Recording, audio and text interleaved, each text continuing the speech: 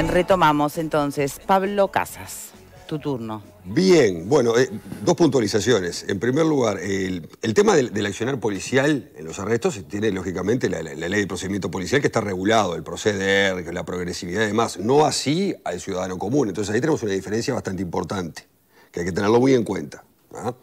En cuanto al proceder en sí, de este caso, del caso que comentaba Verónica y algún caso anterior también, son todos muy diferentes.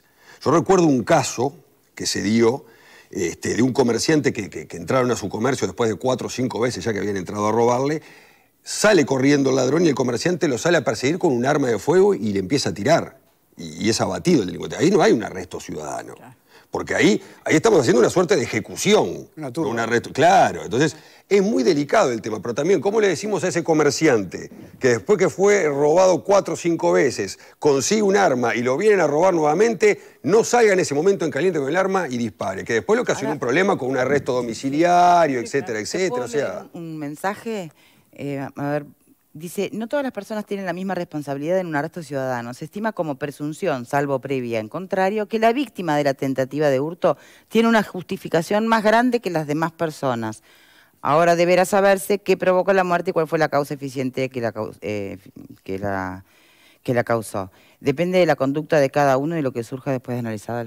A ver, ¿la víctima tiene más derecho que otros en un arresto ciudadano, digamos? Para nada, para nada. ¿No? No, para nada. No tiene... A ver, esto es muy sencillo, no tiene mucha vuelta acá. Acá hay un tema que hay un delito, que tiene que ser un delito flagrante, pues yo no puedo salir por la calle con 4 o 5 personas a arrestar gente. Claro. Eso ya es privación de libertad, no tiene absolutamente nada que ver. No. Se tiene que dar un delito flagrante en el momento que se está cometiendo el delito o inmediatamente después. Pero inmediatamente después quiere decir que lo veo salir corriendo del comercio o lo veo pasar con la cartera corriendo. No lo puedo ir a buscar a los 20 minutos a ver qué es lo que sucedió. Y no tiene más derechos ni menos derechos. Lo que pasa es que está, lo que decíamos al principio, acá estamos en una delgada línea donde nos podemos extralimitar. Entonces, si nos extralimitamos, podemos provocar otro tipo de delitos y nosotros podemos ser los causantes de ese delito. Claro. Ahí está la gran diferencia que tenemos. Hay una recomendación... Perdón. No, dale. No, que hay una recomendación que le hacen todos los abogados, es que cuando vayas a proceder en un arresto domiciliario, tengas testigos y tengas pruebas. Sí, claro, lógico. Para entregar a la policía, porque después es la palabra del delincuente que tenés agarrado contra la tuya. Sí, tenés que tener testigos y tenés que tener pruebas, fundamental. Si lo agredís, tenés que tener testigos de que él te agredió antes. Meterte en uno de esos temas es un berenjenal, obviamente. Lo que pasa es que frente a la vehemencia, la reacción ante la injusticia, ante el atropello, ante el robo, ante el delincuente, te lleva a reaccionar inmediatamente. A mí, yo he corrido, nunca agarré a nadie, pero he corrido a algunos delincuentes. No llegué a agarrarlo, corría más rápido que yo, pero después pienso, digo, ¿para qué lo corría? ¿Qué hago? El delincuente era mucho más grande que yo. Capaz que me revienta Bueno, porque van temperamentos. Algunos piensan más, otros son más calentones y todo depende arrancan de la... Yo soy remoderado, creo que lo he mostrado acá en el programa. Todo depende de la... Sobre todo. Pero yo prefiero tenerte cerca si me van a robar. Claro, y bueno, yo voy a reaccionar. Todo depende de las circunstancias. Mira, una vez, hace unos años, estábamos haciendo un móvil en vivo en el barrio de La Unión. Protestas de varios vecinos por los robos en el lugar. Sí. Debía haber 50, 60 vecinos protestando, intentando cortar una calle, había una plazoleta, no recuerdo exactamente las calles. En ese momento pasan 2 personas en moto y no tiene mejor ocurrencia el delincuente que tironearle la cartera y llevársela a una de las personas que estaba protestando contra los robos. No. Con tanta suerte, o mala suerte, o buena, depende de cómo lo quieras ver, que en el derrape para salir con la moto, cae la persona que tenía la cartera al piso y el otro sigue y lo deja tirado. Una turba de personas se abalanzó sobre ese muchacho, empezaron a pegar patadas, golpes. Yo estaba con Adrián Muñoz, camarógrafo, tuvimos que dejar el móvil en ese momento, ir para ahí, para pedirle a la gente que lo dejaran, porque lo iban a matar. Realmente lo iban a matar. Por eso también planteo el tema de las circunstancias en las que ocurren las cosas, ¿no? 2 ladrones que se meten a robarle a personas que protestan contra los robos. El contexto, ¿no? Digamos. Igual hay una realidad, para la gente también explicar. Una cosa es la norma, ¿verdad? Y otra cosa es la realidad de lo que sucede después. Y otra cosa, perdón, por lo general, cuando te toca. Cuando te toca. Claro, no, pero aparte, todo también. Por lo general, si uno practica un arresto ciudadano y de repente le da algún cachote de más, no pasa absolutamente nada. Esa es la realidad. Muy difícil. No hay que dejar marcas. No, muy difícil que algún juez de repente... Están hablando, ojo. No, digo, pero esa es la realidad. Entonces, porque a veces también nos ponemos muy detallistas y decimos, no, porque si yo de repente me paso 1 centímetro para aquí o 1 para allá, el juez ve la realidad de las cosas y en definitiva, digo, difícilmente la persona tenga alguna complejidad o alguna complicación judicial, salvo que se extralimite, lógicamente, como hablamos hoy, ¿no? Que salga a los tiros o le parta la cabeza, pero por lo general... Sí. ¿Qué puntos de comparación tienen estas situaciones de excesos en arrestos ciudadanos con cuando, por ejemplo, más de una vez nos ha hecho ruido ver la noticia de que comerciante que abate o que mata a delincuente que le entra a robar por 4ª vez es formalizado? Y vos decís, pero... algo no te cierra. Era lo que vamos a decir, porque es lo que pasa. Vos, a ver, jurídicamente vos tenés que preservar los bienes, el bien que tenés del tema de que te vayan a robar el dinero o lo que sea, y el bien vida. Entonces, si el delincuente viene a robarme con un palo, yo no puedo sacar un revólver y pegarle un tiro en el pecho. Vos tenés que repeler la agresión de una forma medianamente similar. Entonces, yo escuché ese caso y algún otro caso también. Hubo muchísimos, pero además también, pero seamos honestos, también es como que hay periodos en que la justicia pareciera tener más empatía para justamente con la norma y a veces más... La justicia no tiene más empatía con uno o con el otro, la justicia es objetiva.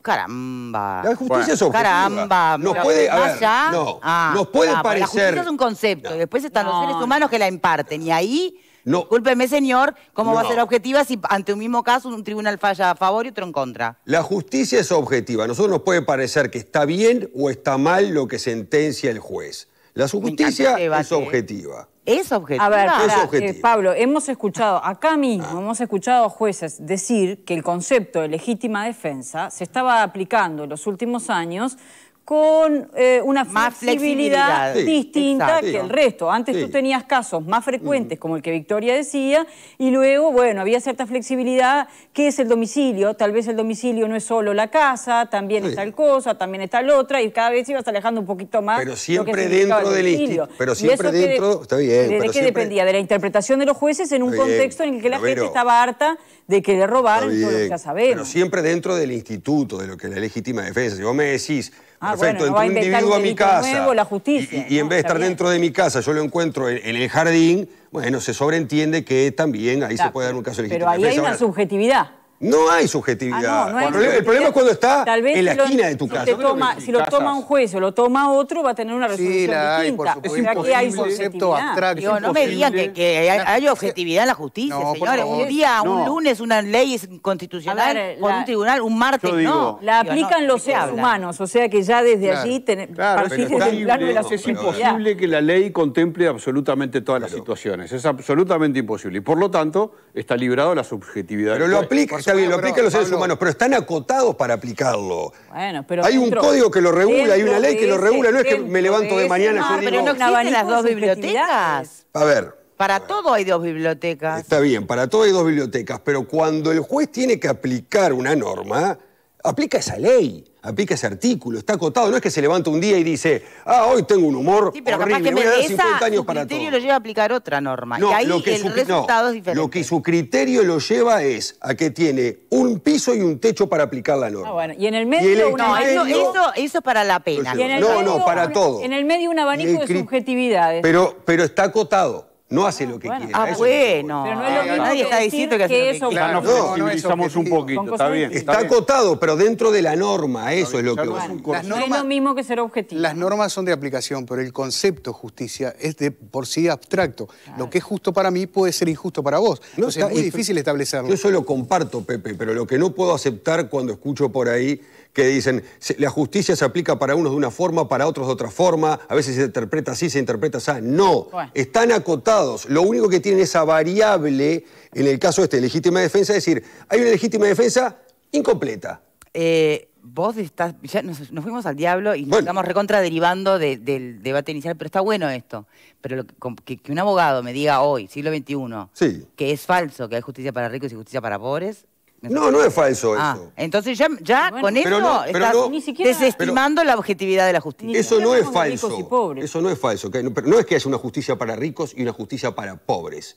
es que para vos tener acceso a la justicia tenés que tener determinado caudal económico. Ah, y ¿Bien? entonces no La es lo diferencia mismo. entre contratarte al mejor abogado, que cuesta Claro, carísimo, claro. y tener que ir con uno de oficio por ahí recién recibido. La No me digas justicia es que no, igual, que no el hay tema es cómo yo diferencia. accedo a la justicia. Pero entonces no es justicia, o lo que me llega a mí Está es ahí, una justicia más está ahí. desigual, porque ¿cómo explicás que por un mismo delito en determinado punto del país tenés, hablo por ejemplo de abuso sexual, tenés que va la persona a prisión y en otro se le fija domicilio en un obispado del norte del país? Y yo no vi Después los se le pone una yo ahí no, en ese terreno no puedo entrar, porque yo no vi los expedientes. No me digas, Pablo, que no hay susceptibilidades aún con la misma normativa. Ahí ya entramos a otro terreno. Permítanme romper No, es este el mismo momento. terreno, justicia. Olvidémonos de un caso puntual, sin casos puntuales, trascendiendo la especificidad de los casos y las historias y los nombres. Me vienen mucho. ¿No hay algo mucho más fácil para analizar de pique, si hablamos de objetividad o no de la justicia,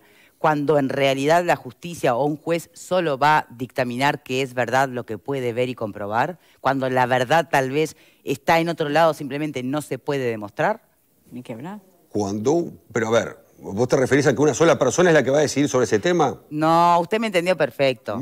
No lo Te entendí, doy tiempo. sinceramente. Bueno, ¿los demás me entendieron? Va a decidir en base a... A ver, la verdad ante un hecho muchas veces no sale a la luz Sí. porque no se pudo probar, porque Sí. faltó la evidencia. Sí. Y sobre lo que se pueda probar Sí. va a fallar una justicia. Sí. ¿Eso lo hace justo lo que falle esa justicia? Solo sobre lo evidente, lo que pudo comprobar. La verdad tal vez permanezca por siempre oculta. Y capaz Por lo que no pudo comprobar. ¿Eso es justicia? Capaz que sí o capaz que no. O capaz, haciendo el razonamiento a la inversa, yo puedo culpar a una persona si no tengo las pruebas también, entonces. No, justamente. Por algo se necesita la evidencia. Pero de hecho... O culpo a una persona con una prueba insuficiente. No, yo no estoy diciendo que hay que culpar sin evidencia, no, el valor de la evidencia es clarísimo. Lo que digo es que, o lo que planteo es, desde el momento en que la evidencia es clave para entender el concepto de justicia, Sí. eso nos genera un problema ante el otro dato, y es que no toda la verdad se puede traducir en evidencia.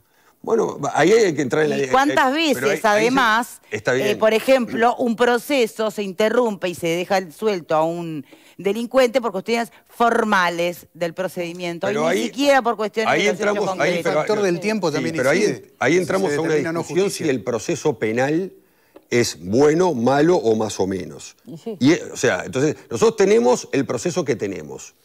Podemos discutir si está bien o está mal. ¿Te gustó este debate? Me Lo encantó. retomamos otro día. Me porque nos encantó, fuimos me encantó. La verdad, nos fuimos para otro lado, volviendo al tema, pero está bueno, y está Me bueno encantó. darlo con invitando a especialistas además, ¿no? Porque nosotros, todos, salvo los abogados, el abogado... Sí, por supuesto. de oído. Alguien que me apoye. Bien, volviendo al caso concreto, para ir cerrando, bueno, obviamente que hay que esperar un poco, si está todo filmado, supongo que esto va a ser sencillo para la justicia tener que justamente elucidar qué es lo que realmente pasó. Alguien decía por acá, deben decidir algo también, la policía está para prevenir y reprimir si hace falta, no son las mismas condiciones que los delincuentes, entonces invariablemente utilizarán la fuerza, esa es su función. Ahí termina el mensaje, pero yo me atrevo a deducir que lo que está tratando de plantear es, esa es la función de la policía, no necesariamente la función de un ciudadano. Claro. Lo que no le quita mérito a la figura del arresto ciudadano tampoco, supongo, ¿no? El tema es, bueno, sí, el equilibrio, es para todo el equilibrio, escenario. Lo que pasa es que en situaciones así, con la temperatura para allá arriba, los equilibrios son difíciles, ¿no? Bien, vamos a dejar el tema por aquí, y antes de cambiar de tema les quiero recordar que tienen que